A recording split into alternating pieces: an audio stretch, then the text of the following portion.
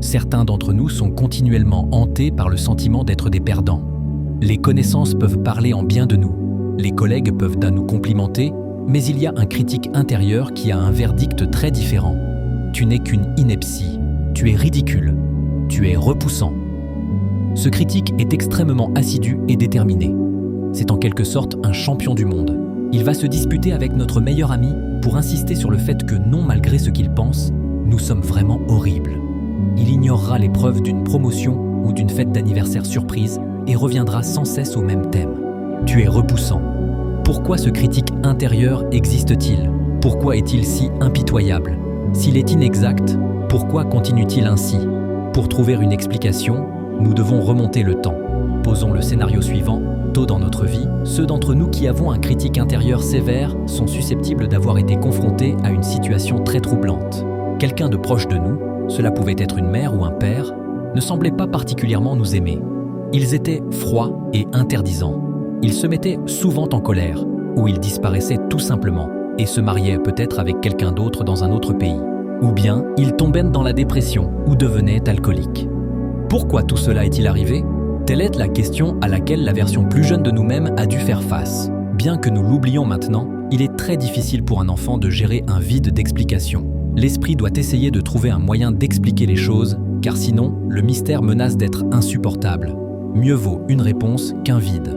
Malheureusement, l'esprit enfantin n'a pas une compréhension précise de la psychologie adulte ou du fonctionnement du monde des grandes personnes.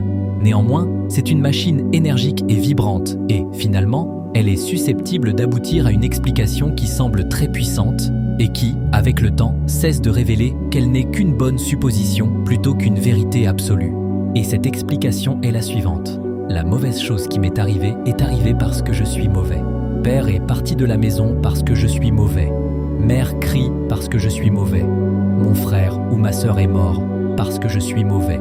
Il est presque certain, nous nous empressons de l'ajouter, que ce n'est pas la bonne réponse à pourquoi les choses se sont déroulées ainsi. Mais ce n'est pas le point. C'était la réponse à laquelle nous étions arrivés et qui semblait la plus plausible. Un enfant préférera penser qu'il vit dans un monde rationnellement ordonné où les choses se produisent pour des raisons logiques, même si cela signifie devoir penser qu'il est mauvais, plutôt que d'accepter la notion terrifiante que des choses se produisent qui sont entièrement injustes, entièrement imméritées et entièrement répréhensibles pour les intérêts et les espoirs d'un enfant.